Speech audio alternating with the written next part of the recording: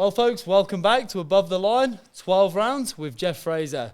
Geoff, in this round, I want to ask you, what are the non-negotiable basics that you drill on a daily or weekly basis with your fighters, and why do you believe they're so important? Non-negotiables is basic stance, basic movement. Yeah, so footwork and stance. Just footwork and stance. Yeah. Because even top-level fighters, they'll start falling into bad habits. Yeah. If you're not watching them all the time, if you don't have eyeballs on them all the time, if they go away and start doing a bit of training at home, that's when the little bad habits will creep in. Yeah. And then all of a sudden they're slightly out of position, and all of a sudden they get hit more than they should, or I'm such a cross your T's, dot your I's. Yeah. And it's that stance. It's like, no, just here, foot here, just that, those little things. Yeah.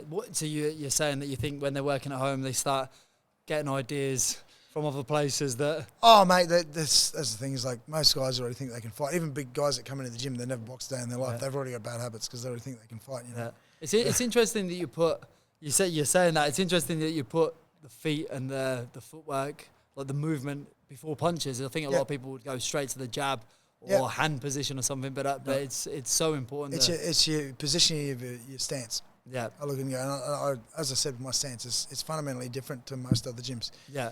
So it's always just reminding them to, hey, just hang back a little bit, just little tweaks, those little cues I was talking about earlier. Yeah, I noticed on your board you've got 70-30. You guys like to sit 70 on the back leg, 30 on the front leg? Yeah, 70-30 when you're planted.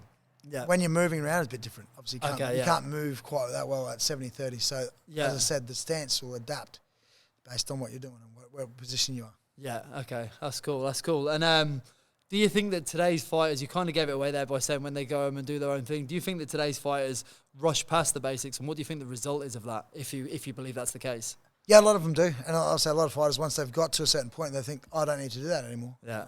But that's where it's different. All my pros, they come in and I still have them go through their absolute basics. Yeah. So they'll be in front of the mirror. I'll make them do it for every day. Every day they do it. So that's one thing I would say with Max. That's why they keep their form so well. I'm like, they'll get in front of the mirror. They'll go through there, moving forward, moving left, moving right, moving back. Yeah. I've seen a lot of the gyms guys would come in, they'll just shadow boxing, they're looking around, they're here, there, and everywhere, but they're like, no, back to your basics. Yeah. And it's boring, but you got to sweat the boring work. Yeah, couldn't agree more. What do you think it is that the fighters that aren't doing that, where do you think their head's up? What do you think they're thinking about rather than that? Oh, they're already, as I said, they're already too far. They're already thinking about the sparring session they're going to do, or they're already thinking about the what they're going to eat after training. Yeah. That's what I'm saying. They're not present. They're not here. So I was like, no. I'll watch them. I'll see someone in the gym. Hey, what are you doing?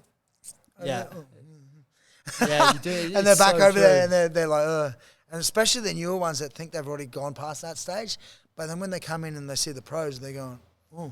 It must be, that must be awesome for your beginners to see. Like I spoke about it earlier. I'm not sure if that was before or during the podcast.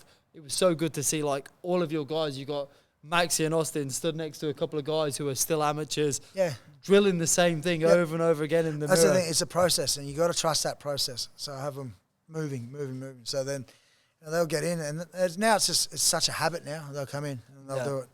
But I just noticed sometimes the boys are shadow boxing and looking sideways at the mirror, and then all of a sudden the punches go over here, and I'm like, hey, now I've made a rule. I only throw punches when you're looking at the mirror. Yeah. Because they don't realise you don't realise those little fucking habits that you could be doing something slightly off. You're in harm's way. Yeah. And that's the level of. Well, you look at Terence Crawford, look at Mayweather and these guys. Minimal mistakes. Yeah. That's what separates someone from being great or good. Yeah. And that's my eyes. It's the little things. Yeah. Couldn't agree more. And how do you balance your training in terms of standing in front of a mirror, practicing the basics, shadow boxing versus bag work, strength and conditioning, road work? Have you got a sort of basic routine that you think boxers should do? I've got a system that I've created with my guys, and as I said, I think systems, you can't beat systems. Yep. So when they first come in the morning, my pros, I'll give you an idea of what my pros train like. They'll do 4 mornings a week.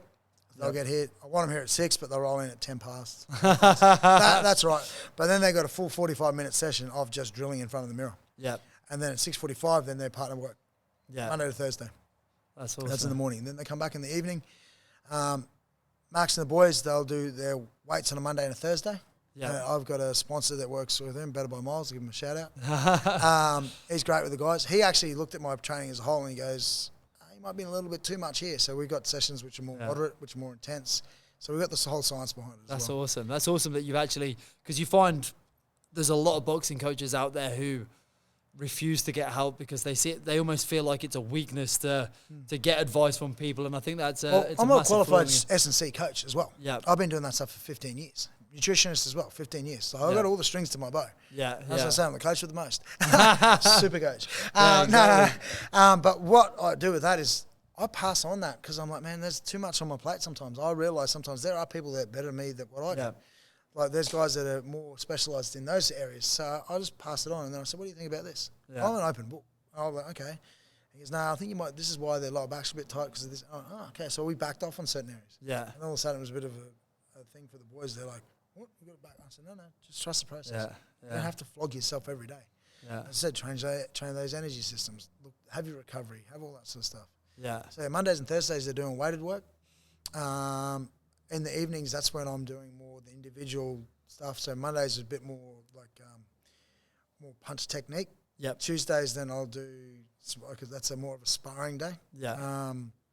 When you say sparring, do you mean like just open sparring where you're going to have a look at them, or is it skill sparring? No, it'll be sparring with something that we've worked on. Yeah. Okay, well, I want you to implement this. So it's more like a conditioned sparring, but it's still sparring.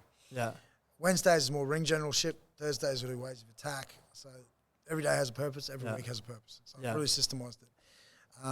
But the way I do these things is they're always getting punches thrown at them. They're always dialed in. They're always moving around. So it's the reps. You know, they're training 3-4 hours a day, these boys. Yeah. And it's almost a full-time gig. Yeah. So, that's how I do that. And the S&C work, it's just you got 2 red zones. Depends on how hard their sparring was. They might do a red zone after their sparring. Yeah. So Sunday's their day off, whereas they can go for Friday is an active recovery day.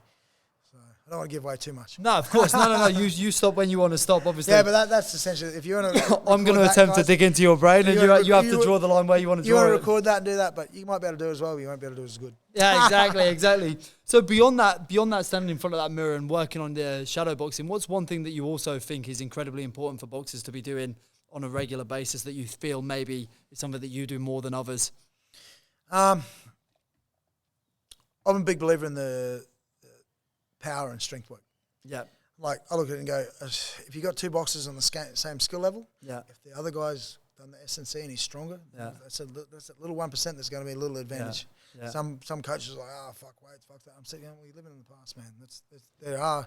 Science shows you need to be doing all these things. You need to be doing them correctly, as long as it's not the detriment of the boxing. Yes. Boxing first and foremost. Yeah, exactly. You teach the fundamentals, and then the strength and conditioning is what helps you maintain the fundamentals, because if you don't have that, you fatigue and then they break anyway. Yeah. So it all comes together. All holistic approach, but also then you got to have your peaks and troughs in training. You can't be training hard all year round. Depends on when fight time is. Training an amateur is different to training a pro. So as I said, it's different for everybody, but you got to look at it and go. And also you got to look at the fighter and go, how they're feeling. They're a bit flat. Ask those questions. Yeah. You got to see. Like, so you do have a conversation with the guys. And and sometimes you look at them and you just look in their eyes and it's like, he's cooked. Yeah. So it's like, what have you been doing? And then Austin, I said, fucking listen. Sometimes I know it's not typical for a Samoan, sorry, but he'll work too much. Yeah. And then one of his fights, we had to pull him out because his back packed it in because he was doing stuff that he shouldn't have. He was just doing too much extra work because he thought, I've got to work hard, work hard. I'm like, nah, man, his body broke. Yeah, balance is key. Tough lesson for him to learn as well. Yeah. do you give your guys time off after fights? Like normally a week. You normally get a week off, as in no training or just have a week, chill out, have a week. And then, but Xavier, he's another one who'll keep working, but that's fine. But I look at it and go, they've got to have a bit of downtime. You can't be just boxing, otherwise they get stale. Yep, 100%. Right, for the bold pick for this round, it's another interesting one here. Dimitri Bivol versus Andre Ward. Oh, that says it all. You know what? Stylistically, and maybe this is going a bit biased, I'm not a massive fan of that Russian style. Yeah. I think it's more of an amateur style that they've made to suit that Soviet style because it's a communist country, Soviet fucking. Yeah. They all got them doing that. I think it works. Bivol does it well. I think the Andre Ward style, I think that's more adaptive. I think Andre Ward Yeah, adaptive. That word keeps coming That's up. the thing. It's the ability to adapt. I think Andre Ward. I'd say Andre Ward. Yeah, there's no denying that Andre Ward fights is something that you can watch and you see the evolution round by round. There's nothing I like more than watching a fight where you've got two brains and you see one guy outthink the other and then they have to come back. For me, that's. But I say with those Russian styles, and I think it's a little bit too robotic at times, and that's my personal opinion. Yeah, might be right, might be wrong. You just never know. Of course, it's all theory. Styles make fights, but I'm going to say Andre Ward. Yeah, perfect. And for the practical for this one, are you happy to show us a drill that you do and what mistakes you would be looking for in that drill? 100%. Let's go. Let's go. Easy drill, just to ensure they're punching straight. I've noticed some boxers when they're shadow boxing, they watch themselves in the mirror. So, what they don't realise is they're throwing punches, but they're throwing punches everywhere. It's like they're spraying shit everywhere. So it's like they're not a shotgun because you want to be a sniper. So I look at it and go, make sure when you're punching your nose in the mirror, stare down the barrel of the gun, pull that opposite elbow to your hip.